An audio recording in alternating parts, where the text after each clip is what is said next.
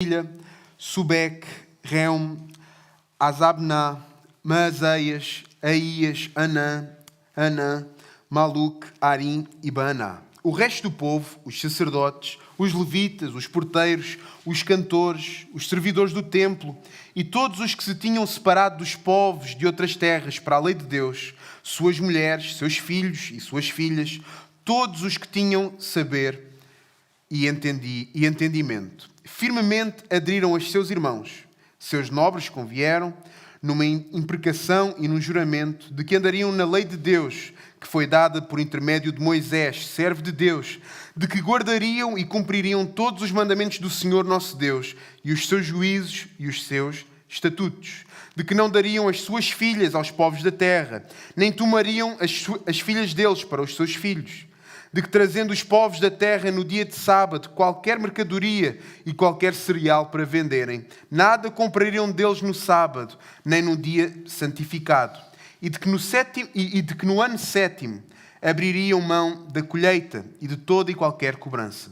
Também sobre nós pusemos preceitos, impondo-nos cada ano a terça parte de um ciclo para o serviço da casa do nosso Deus, e para os pães da proposição, e para a contínua oferta de manjares, e para o contínuo holocausto dos sábados e das festas da lua nova, e para as festas fixas, e para as coisas sagradas, e para as ofertas pelo pecado, e para fazer expiação por Israel, e para toda a obra da casa do nosso Deus. Nós, os sacerdotes, os levitas e o povo, deitámos sortes acerca da oferta da lenha que se havia de trazer à casa do nosso Deus, segundo as nossas famílias, a tempos determinados, de ano em ano, para se queimar sobre o altar do Senhor nosso Deus, como está escrito na lei.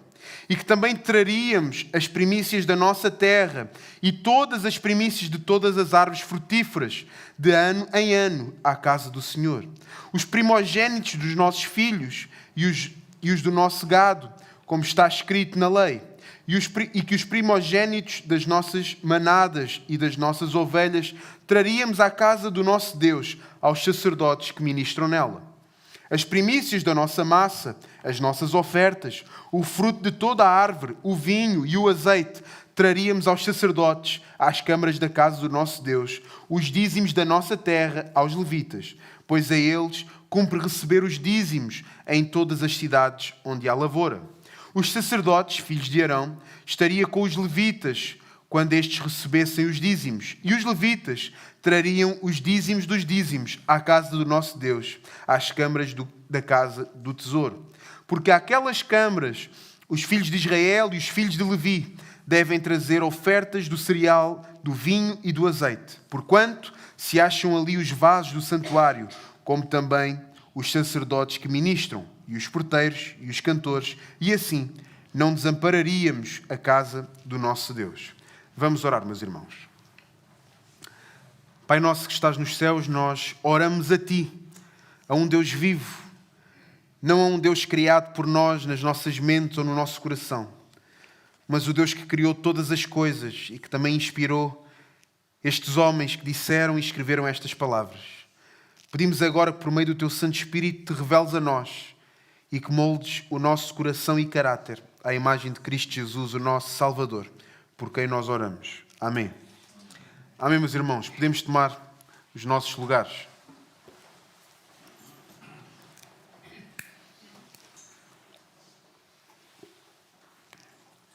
Tal como todas as semanas, eu faço o resumo breve de cada capítulo. Vamos fazê-lo novamente hoje.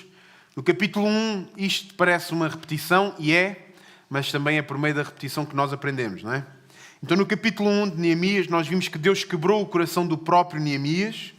No capítulo 2, vemos que Deus abre portas para Neemias avançar. Capítulo 3, o povo que trabalhou unido. Capítulo 4, quando a oposição chega ao povo através dos inimigos, ou seja, uma oposição externa. No capítulo 5, essa oposição já é interna, o pecado interno enfrentou o povo de Deus. No capítulo 6, vamos ver que o povo vai perseverar unido até à conclusão do muro. No capítulo 7, vamos ver que Deus vai organizar o seu povo. No capítulo 8, vemos que esse povo volta-se para a palavra. e na semana passada vimos no capítulo 9 que o povo responde à palavra com arrependimento. Agora que chegamos ao capítulo 10, não é? E se no capítulo 9 nós vimos um povo quebrantado, nós no capítulo 10 vemos um povo comprometido com a palavra de Deus. Porque, meus irmãos, nós podemos notar algo muito importante neste capítulo. Nós podemos nos arrepender e achar que esse arrependimento foi total. Mas por vezes o nosso arrependimento não é completo. Por vezes o nosso arrependimento termina no sentimento que nós sentimos nesse momento. Mas vamos ver que o arrependimento verdadeiro, o arrependimento bíblico, não termina num sentimento nem de tristeza, nem termina no sentimento de alegria por sermos perdoados. Mas vamos ver que esse arrependimento verdadeiro conduz-nos ao compromisso. E só é possível nós termos este compromisso quando nós estamos reunidos e unidos a outros, não é? O capítulo 9 termina com uma confissão e o capítulo 10 começa com uma decisão. E isto confronta-nos diretamente nos dias de hoje. Muitas vezes nós paramos no ponto onde o texto continua. Muitas vezes nós queremos sentir, mas não queremos mudar. Nós até gostamos do momento em que os outros abraçam-nos quando nós confessamos o pecado. Nós até confessamos o pecado honestamente, mas paramos aí. Mas o texto não para aí. O texto ajusta-nos. O texto não nos leva apenas a reconhecer o nosso pecado, mas leva-nos a nós nos ajustarmos a uma vida nova. Muitas vezes nós confessamos, mas não estamos dispostos a reorganizar a nossa vida. Nós até confessamos que vivemos de maneira errada, até reconhecemos como é que vive-se da maneira correta, mas não estamos dispostos a reorganizar nem a viver a vida correta. E, meus irmãos, este é um dos maiores perigos da vida cristã. É acostumar-nos, como ouvimos a semana passada, acostumar-nos a ouvir e não responder. Acostumar-nos a sermos confrontados e a não mudar. Ao ponto de nós já sabermos tudo o que Deus diz, mas isso já não nos mover. Isso já não nos fazer querer mudar. Já não nos incomoda, provavelmente, ouvir um sermão expositivo, confrontador, como nos incomodava há 1 ano atrás, há 2, há 3. Talvez ouvirmos sermões que nos devem fazer mudar, já não nos fazem agir. E pouco a pouco a nossa consciência, ela vai ficando cada vez mais cega, cada vez mais tola. Não porque Deus deixou de falar, mas porque nós deixamos de responder. O caminho que nós devemos viver não é um caminho somente de ouvir o Deus que fala, mas é responder àquilo que Deus nos diz. E Neemias capítulo 10 mostra-nos o que acontece quando o arrependimento ele é levado até ao fim. E o primeiro ponto de hoje é o compromisso é assumido de forma séria e visível. O capítulo começa com uma lista de nomes, não é? O texto até começa, os que selaram foram, e a partir daí temos uma lista de nomes, seguem-se os sacerdotes, levitas, líderes e chefes do povo. E à primeira vista isto pode parecer apenas um registro. Talvez nós até podemos lembrar aquilo que nós vimos já neste livro de Neemias. Nós vimos um grande registro de nomes, mas o que nós temos, tanto aqui como o que nós também já tínhamos lá, era algo muito mais profundo. Este povo não ficou apenas na intenção de viver uma vida diferente. Eles formalizaram o compromisso. Eles assinaram um compromisso que tinham uns para com os outros e também para com Deus. E eles também assumiram publicamente aquilo no qual eles criam. Eles tornaram visível aquilo que tinha sido decidido por eles diante de Deus. E, meus irmãos, isto é muito mais significativo do que aquilo que nós podemos pensar à primeira vista. Nós que vivemos numa cultura onde tudo é cada vez mais privado, tu tens a tua fé, eu tenho a minha, eu creio, até pensam isso de nós, alguns mais liberais de hoje em dia até pensam, bem, eles até vão à igreja, eles creem no que eles creem, mas eu creio num Deus bom, eu creio numa força que nos atrai, eu creio numa energia.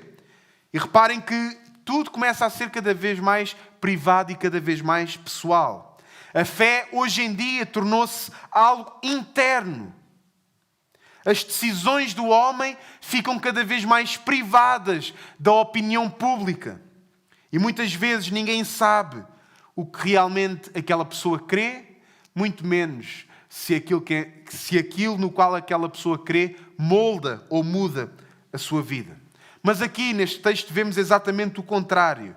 Vemos o povo que torna o compromisso visível. Isto ensina-nos algo muito importante. Quando Deus trabalha verdadeiramente no coração de um homem, isso não fica escondido. Não é também para exibição, mas também não é para ser mantido apenas no interior. Nós não vivemos uma vida de exibição, não, mas também não vivemos uma vida escondida. Pelo contrário, vivemos uma vida de responsabilidade diante de Deus, mas não só, também uma responsabilidade diante do seu povo. E, meus irmãos, quantas vezes e quantas decisões espirituais ficam apenas na intenção? Quantas vezes nós dizemos, eu vou mudar isto, eu vou ajustar aquilo na minha vida, eu vou levar isto mais a sério, mas na prática nada muda. Nada se torna visível, nada se concretiza. Isso é muito normal, infelizmente, em cada um de nós. E Neemias 10 mostra-nos que o povo não ficou apenas na linguagem do desejo, dizendo aquilo que gostava que mudasse. Não. Eles passaram o desejo do coração para o compromisso, para a prática. E, meus irmãos, há uma grande diferença entre desejar e comprometer.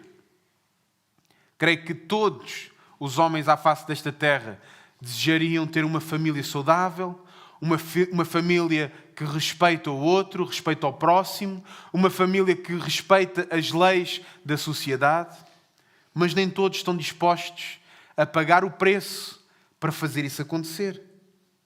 Há uma diferença enorme entre desejar e comprometer. Desejar não custa, não é? Desejar é o mais simples que nós podemos fazer. Desejar não custa nada. Todos nós podemos desejar o que quer que seja, sem nos custar alguma coisa. Podemos desejar coisas ridículas e ainda assim não nos custa desejar. Podemos desejar coisas que aos nossos olhos são completamente impossíveis e ainda assim nós podemos desejar. Nós podemos desejar coisas que, se contarmos ao outro, o outro vai achar uma barbaridade. Mas nós podemos desejar. Não custa nada. Nós podemos desejar viver uma vida santa, uma vida honesta. Mas o que vai custar é nós comprometermos, quer com Deus, quer com o seu povo. Porque o compromisso, ele vai envolver mudança, vai envolver uma renúncia que nós temos de ter para connosco mesmos, vai envolver uma constância, nós sermos firmes, e muitas vezes nós ficamos presos ou nós ficamos estagnados naquele que é o desejo e não passamos à prática, ao compromisso. Nós queremos ser mais santos, nós queremos orar mais, nós queremos viver uma vida melhor, mas não damos o passo do compromisso. E sem compromisso, o desejo nunca se transforma em vida. Sem compromisso, o desejo nunca se torna algo visível, muito menos algo praticável. Ponto 2. O compromisso envolve separação e identidade. No versículo 28 nós lemos: os restantes do povo, todos os que se tinham separado dos povos de outras terras. Reparem neste detalhe importante. O arrependimento que eles tiveram no capítulo 9, levou no capítulo 10 à separação. Separação não no sentido de isolamento, mas no sentido de identidade. Eles entenderam que não poderiam continuar a viver misturados, não podiam manter os mesmos padrões, os mesmos valores, as mesmas práticas. E no versículo 29 diz: firmemente aderiram e convieram num juramento. Isto é uma linguagem que nós, creio eu, cristãos, entendemos. O próprio Deus das Escrituras, o nosso Deus, lida connosco por meio de uma aliança. E é o que é necessário acontecer no meio do povo. Isso vai nos confrontar, essa aliança. Porque muitas vezes nós queremos seguir a Deus, mas não queremos deixar para trás as coisas que desagradam o próprio Deus. Nós queremos mudança, mas não queremos uma separação real. Nós queremos manter os nossos hábitos, nós queremos manter os nossos padrões, queremos manter as influências que nós temos, sendo nós homens, todos somos influenciados por alguém. E depois perguntamos, porquê é que não há crescimento na minha vida? Porquê é que eu vejo o irmão que se senta ao meu lado, domingo após domingo, terça após terça, crescer, ter uma vida saudável e eu não cresço? E surgem essas perguntas na nossa mente quando a resposta é simples. Tu estás a desejar algo, mas tu não praticas aquilo que tu próprio desejas. E o texto mostra-nos algo claro. O povo não apenas confessou o pecado, o povo decidiu viver de uma maneira diferente daquela que vivia. E isto é essencial, porque não existe arrependimento verdadeiro sem uma mudança de direção. Não existe, meus irmãos. Pensem num comboio a ir numa direção e nós vamos entrar nesse comboio e nós queríamos ir para norte e o comboio vem e a mesma linha que faz o norte faz o sul, não é? E o comboio vem e nós entramos naquele comboio e nós, a determinado momento, entendemos que estamos no Algarve, em vez de já estarmos no Porto. De que é que adianta nós, nesse comboio que vai em movimento, nós nos virarmos de costas e começarmos a correr dentro do comboio em direção contrária? De que adianta isso? De que adianta eu entender que estou a andar num sentido oposto e achar que por eu mesmo vou conseguir chegar a algum lado? Não adianta. Tu nem sequer no mesmo sítio vais conseguir ficar, porque o comboio vai-te levar para a direção contrária. Tu tens de sair totalmente desse comboio. Tens de sair, largar toda aquela maneira de viver que tu tinhas para ir para o sentido correto. E o texto mostra-nos exatamente isso. O texto mostra-nos que não há arrependimento verdadeiro sem uma mudança de direção. Mas nós muitas vezes somos esses, que até sabemos que estamos no caminho errado, na direção errada, mas apenas queremos correr na direção oposta dentro do comboio.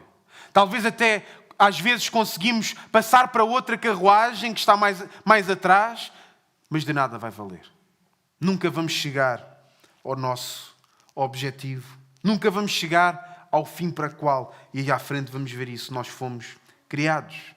Meus irmãos, será que há áreas na nossa vida onde ainda estamos misturados, onde ainda estamos inseridos nesse comboio, mas queremos correr na direção contrária? Meus irmãos, esta mistura nem sempre é visível. Nós, quando estamos num comboio, como eu dava o exemplo, e corremos na direção certa, mas no local errado, nem sempre nos apercebemos. Muitas vezes, onde nós notamos essa mesma mistura que não pode acontecer, é no nosso coração. É quando nós até sabemos o que Deus diz, mas ajustamos à nossa vontade. Ajustamos à nossa maneira de viver. É quando mantemos coisas que sabemos que não devíamos manter. E vamos adiante. É quando dizemos, não é assim tão grave. Não é isto que me vai levar para outra direção. Não é este problema tão pequeno que vai fazer com que eu não chegue ao Porto. Meus irmãos, o problema não é o tamanho do nosso pecado. O problema é a disposição, o sentido em que está o nosso coração. Porque um coração que não se corrompe, um coração que não rompe por completo, é um coração que nunca vai crescer como ele poderia e deveria crescer. Há áreas onde sabemos o que Deus diz, mas continuamos a viver como antes. E Neemias 10 chama-nos a uma identidade clara, onde não dá para uns viverem de uma maneira e outros de outra. E chegamos ao nosso terceiro ponto. O compromisso atinge a vida prática. Agora o texto torna-se muito concreto. E isto é talvez a parte mais importante do capítulo. Do versículo 30 até ao versículo 39. O povo não diz apenas vamos ser melhores, vamos conseguir fazer coisas melhores na nossa vida, não. Mas o povo define, do versículo 30 até ao versículo 39. O povo define a maneira como vai viver. E vamos ver várias descrições de separavam, as filhas não se poderiam ser entregues a outros povos. Da mesma forma, os filhos não se deveriam envolver com filhas de outros povos. Reparem, o povo define a sua maneira de viver. E no versículo 30, como eu dizia, falam de relacionamentos. No versículo 31, falam do sábado. Nos versículos seguintes, falam da casa de Deus. Falam das ofertas. Ou seja, o compromisso abrange toda a vida. Quer pessoal, quer comunitária. Quer nos seus próprios lares, quer na casa de Deus. Vai definir os seus relacionamentos, vai definir o tempo, vai definir a adoração, vai definir a rotina que eles tinham. E isto é fundamental, meus irmãos, porque arrependimento verdadeiro nunca fica no abstrato, nunca fica apenas numa área. Claro, então eu agora vou-me juntar à Igreja Evangélica Reformada Dom, que eles sim pregam a palavra. Se tu não te arrependeres, de nada vale. Então nós entendemos que este povo entende que ao se arrepender tem de reorganizar toda a sua vida.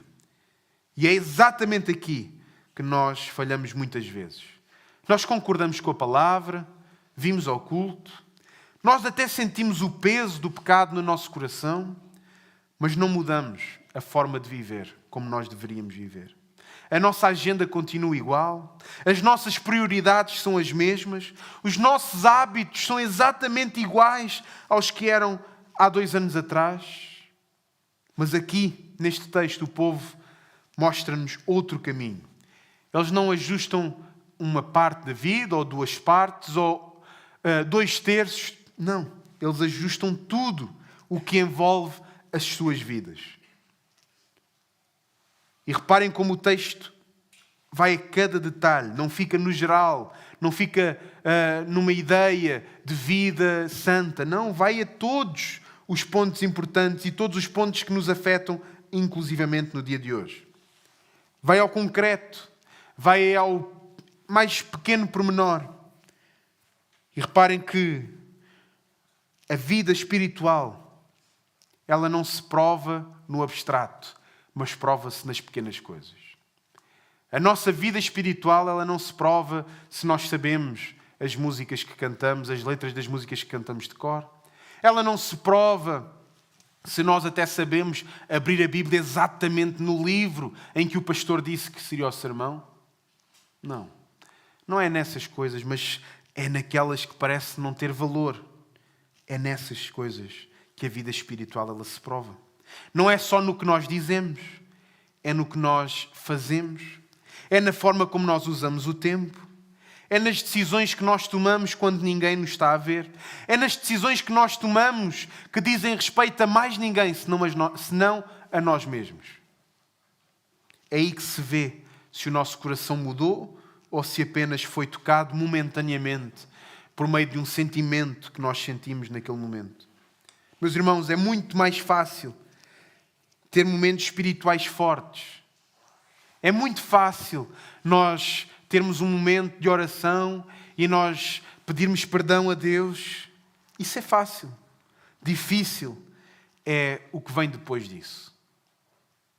Por muito que pareça estranho, há pessoas que se confessam muito facilmente, mas viver uma vida santa, elas não conseguem.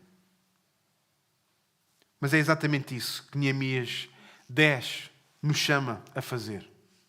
No fundo, tudo isto leva-nos a algo ainda mais profundo do que a nossa vida terrena, a nossa vida prática. Leva-nos àquilo para o qual é o nosso fim principal. Todos nós sabemos a resposta. Glorificar a Deus, gozá-lo para sempre. Mas reparem, isso não acontece apenas no nosso conhecimento. Nós não podemos fazer aquilo para o qual nós fomos criados se apenas conhecermos a Deus. Se apenas conhecermos as verdades que nós acreditamos. A vida cristã não é só saber, mas é saber e viver. Não é apenas conhecer a Deus, mas é conhecer a verdade e praticá-la. Meus irmãos, nós só encontramos o verdadeiro gozo em Deus quando nós vivemos de acordo com aquilo que sabemos sobre Deus. Se nós até sabemos todos os atributos de Deus, sabemos até a forma como Deus usa esses atributos, mas se nós não vivemos uma vida submissa a Deus, sendo Ele soberano, se nós não vivemos uma vida temente a Deus, sabendo Ele todas as coisas, se nós não vivemos uma vida de obediência, sendo Ele o nosso Criador, nós não vamos conseguir encontrar prazer nessa vida. E aqui está o problema. Muitas vezes nós queremos o consolo de Deus sem obedecermos a Deus. Queremos a paz de Deus sem nos submetermos a Deus. Queremos a alegria que há em Deus sem um compromisso. Mas Neemias 10 mostra-nos o contrário. O povo não apenas ouviu, mas o povo passou a viver. E é aí que o coração encontra estabilidade. É aí que o nosso coração encontra e chega ao ponto para o qual ele foi criado. Como creio que todos nós sabemos, o nosso Deus ele será glorificado de qualquer forma. Quer na salvação dos eleitos, quer no juízo dos ímpios.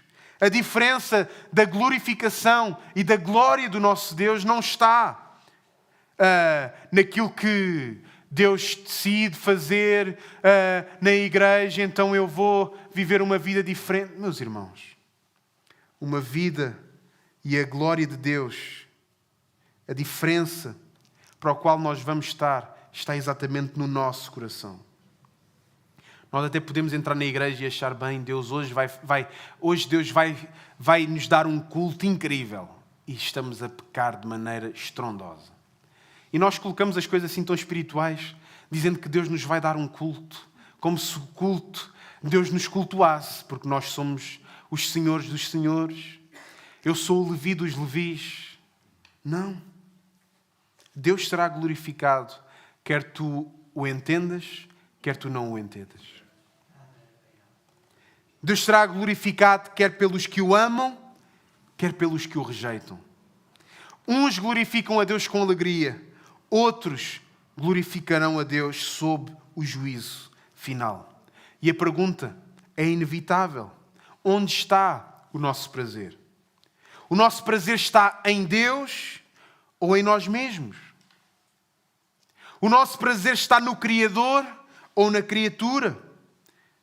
O próprio Deus nos criou para exatamente isto.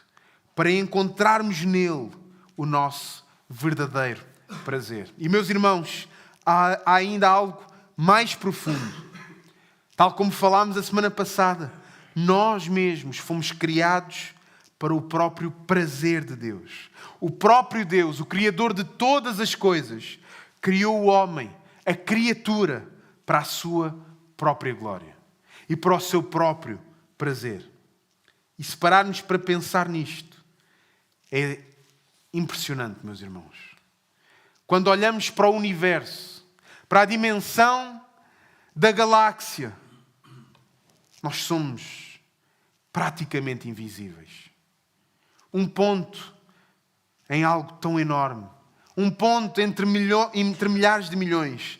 E ainda assim Deus cria-nos para Ele ter prazer em nós. Meus irmãos, ainda assim Deus cria-nos para nos dar um lugar no seu propósito. Isto não nos diminui pelo facto de nós sermos invisíveis, praticamente invisíveis no meio de todas as pessoas criadas e no meio de toda a criação. Pelo contrário, dá-nos valor. O nosso valor não está no nosso tamanho. O nosso valor não está nos nossos méritos. Não está naquilo que eu faço ou deixo de fazer. Mas está no facto de Deus me criar para o seu prazer. Deus me criar não para mim mesmo, mas Deus me criar para Ele mesmo. Está no propósito para o qual fomos criados, para a glória do nosso Pai. Amém? E é por isso que quando vivemos para nós mesmos, ouvindo a palavra, concordando com ela, mas não nos deixamos moldar por ela, tudo fica vazio. Porque estamos a viver fora do nosso propósito. É impossível nós acharmos gozo quando nós não vivemos para o qual nós fomos criados. Mas quando nós vivemos para Deus, quando nós obedecemos, quando nos submetemos, quando levamos a sério a sua palavra, então aquilo para o qual nós fomos criados começa a fazer sentido.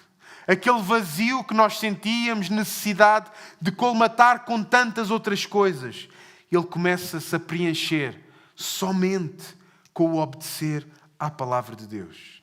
E o versículo final resume. Diz, não negligenciaremos a casa do nosso Deus. Isto não é apenas uma frase, mas é uma decisão que aqueles irmãos tomaram. Não negligenciaremos a casa do nosso Deus.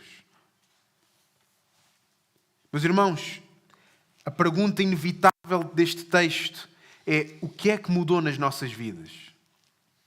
Não é o que nós sentimos, não é o que nós achamos do culto, achamos do sermão, mas é o que é que aquilo que eu ouvi mudou a minha vida. Desde o último momento em que eu fui confrontado pelo próprio Deus por meio do sermão, por meio de uma conversa, o que é que foi ajustado na minha vida? O que eu abandonei? Mas não só. O que é que eu iniciei? O que é que passou a haver na minha vida que não existia? Nós tendemos a pensar que é o contrário. Apenas vamos deixar coisas. Não. O nosso coração nunca fica vazio, disponível para algo.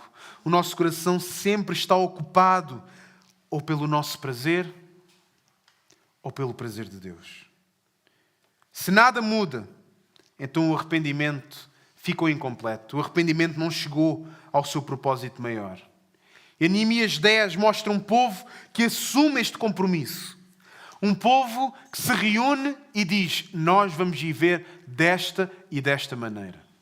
Tal como nós temos o nosso pacto, nós devemos viver exatamente como o nosso pacto afirma. Mas também nos lembra de algo importante. O povo em Neemias, apesar da sinceridade, o povo de hoje em dia na igreja, apesar de sermos sinceros de que queremos viver uma vida santa, nós vamos voltar a falhar. Nós vamos voltar a pecar, a cair em pecado. E isso nos mostra a necessidade de algo muito maior do que nós. E esse algo muito maior é o próprio Cristo. Ele não apenas nos chamou ao arrependimento, mas Ele mesmo viveu uma vida perfeita. Amém? Ele mesmo cumpriu aquilo que nós não conseguimos cumprir. Ele mesmo na cruz levou sobre si a nossa infidelidade. Ele mesmo na cruz levou sobre si todo o nosso pecado. É por isso que o compromisso cristão, ele não nasce da culpa que sente no seu interior. Nós, quando somos salvos, não é quando nós entendemos uma culpa e ficamos amargurados. Não. É quando nós olhamos para a cruz e vemos que o lugar já está ocupado e eu não tenho que ir lá. E entendemos que isso é graça. Nós não obedecemos para compensar o nosso passado de pecado. Nós obedecemos porque fomos alcançados pela misericórdia de Deus. Como nós já ouvimos, nunca vamos conseguir obedecer o suficiente para colmatar um pecado que nós já cometemos. Mesmo que seja um pecado aos nossos olhos pequeno. Meus amados, quando nós entendemos exatamente isto, o compromisso deixa de ser um peso e este compromisso passa a ser uma resposta que nós damos como igreja. O compromisso do nosso lado deixa de ser um peso. Ai, a forma como eu vivi foi tão má. Ai, se tu soubesses. E vemos pais e mães e avós querendo ensinar filhos nos caminhos do Senhor, queixando-se do seu passado, em vez de mostrarem a alegria do presente. Então o que vai acontecer aos jovens? Talvez comigo não será assim tão mal. Em vez de entenderem as coisas boas que vivem no presente século, que vivem na vida presente. Não. Ouvem avós murmurando. Ouvem pais dizendo: eu vivi uma vida tão má. Eu vivi uma vida tão medíocre. Não vivas como a mãe viveu. E não ensinam como é que devem viver. Pior, não mostram a alegria que têm em viver uma vida diferente. Por isso o nosso compromisso não nasce da tentativa de merecermos a salvação, mas nasce da graça que já recebemos. Nós não obedecemos para ser aceitos, mas nós obedecemos porque fomos aceitos. Neemias 10 ensina-nos que o arrependimento verdadeiro conduz-nos ao compromisso. O compromisso verdadeiro transforma a nossa vida. E só uma vida transformada é que glorifica ao nosso Deus. Por isso não há homem nesta terra que glorifique a Deus achando Ele ser um salvo que não tenha um arrependimento verdadeiro. Que não transforme esse arrependimento em compromisso. E que esse compromisso não seja uma vida prática de glória e prazer em Deus. E a pergunta final que nós podemos fazer: estamos apenas a reconhecer o nosso pecado ou estamos a mudar a nossa vida? Há uma grande diferença entre saber a verdade e submeter-nos à verdade. No fim, meus irmãos, não se trata apenas de saber quem Deus é, não se trata apenas de conhecer as Escrituras. Nós próprios ouvimos o nosso Senhor Jesus Cristo. Muitos me dirão naquele dia: eu fiz, nós fizemos. Talvez essas pessoas vão dizer: eu conheço a tua palavra, eu sei o que está escrito nas Escrituras. Trata-se muito mais do que conhecimento. Trata-se de viver. Trata-se de vida. Trata-se de encontrar no próprio Deus o nosso verdadeiro prazer. Mas a verdade é que nós não podemos separar uma coisa da outra. É incoerente nós dizemos que temos prazer em Deus, nós não o conhecemos. É incoerente, como há infelizmente muitas pessoas que gostam de vir à igreja, que se manifestam de braços abertos, lágrimas caindo nos seus rostos, mas que depois não conhecem a Deus. Parecem ter um grande prazer em Deus, mas não o conhecem. É incoerente. Mas Neemias não nos deixa ficar no meio. Neemias não nos deixa ficar entre o que é prazer, nem no intelecto. Não. Neemias nos mostra que ou há compromisso, ou tudo o resto é incompleto. Porque chega um momento em que não basta dizer: eu sei. Eu sei. Olha, doutrinas da... Eu sei. Vê lá, não vivas uma vida... Eu sei. Olha, hoje vamos dar um estudo agora, vamos novamente falar de igreja. Eu sei, eu já ouvi isso há 4 anos, eu sei. Será bom ouvir outra vez, mas sim, eu já sei. Não, meus irmãos. Vai haver um momento na nossa vida que nós seremos confrontados pelo próprio Jesus Cristo. E aí não vai bastar dizer: eu sei. Aí nós vamos ter de dizer: eu vivi de uma maneira diferente. Eu vivi de acordo com aquilo que eu sabia. E um coração verdadeiramente quebrantado jamais volta à vida que ele deixou. Jamais volta àquilo para o qual ele fugiu. Jamais volta àquilo para o qual ele foi retirado pelo próprio Deus Criador, meus irmãos. Por isso que o Senhor nos dê não apenas a consciência do pecado, mas que Ele seja connosco por intermédio do Santo Espírito, nos dando um compromisso real com a verdade. E para isso, nós precisamos da igreja. Nós precisamos uns dos outros. Eu não posso ter um compromisso se eu não faço parte de uma igreja local. Eu não posso dizer que acredito em Deus, que mudei a minha maneira de viver, se eu continuo a viver sozinho. Todos nós vivemos uma vida com outras pessoas. E quando digo todos nós, é todos os que fazem parte da igreja, como aqueles que não fazem parte da igreja. Todos têm aqueles com quem se identificam. E se tu dizes ser salvo, nascido de novo, e não te juntas a uma igreja local, talvez as coisas que tu tens em comum ainda são mais com quem não faz parte de uma igreja local do que com quem faz. Então, meus irmãos, não pensemos que pelo facto de nascermos de novo, pelo facto de hoje estarmos numa igreja local, estamos longe de poder cair em pecado novamente, exatamente com estas coisas, achando que nós, por nós mesmos, conseguimos viver uma vida que agrada a Deus, quando deixamos de fora o maior propósito de Deus, preparar a sua igreja para o seu filho. Então, se tu não queres fazer parte disso, tu não estarás nessa festa. Essa é a notícia que nós temos de dar ao mundo. Se tu não acreditas que fazer parte de uma igreja é plano de Deus, tu não estarás na glória. Tu irás glorificar a Deus, mas não será na glória.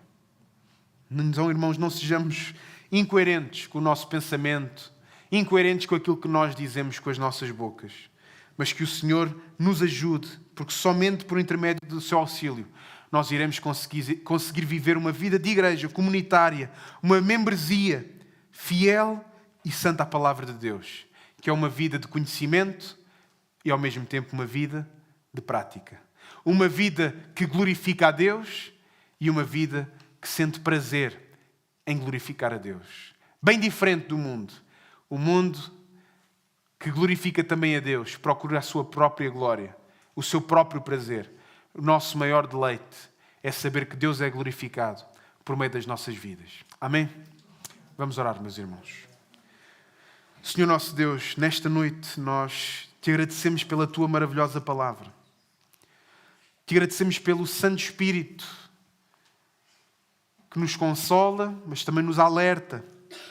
E pedimos nesta noite que tu possas ser com cada um de nós que está aqui, para vivermos vidas que te glorifiquem, vidas também que tenham prazer em ti mesmo. Senhor, ajuda-nos a viver uma vida comunitária, olhando uns para os outros e, felizmente, vendo que não estamos sozinhos, mas que tu colocaste no meio de nós e no nosso meio pessoas que creem no mesmo que nós, pessoas que vivem como nós vivemos, pessoas que têm os mesmos problemas que nós ou maiores ainda, mas que têm o mesmo Deus que nos irá suster até ao dia de Cristo. Nós oramos no nome de Jesus, meus irmãos. Amém.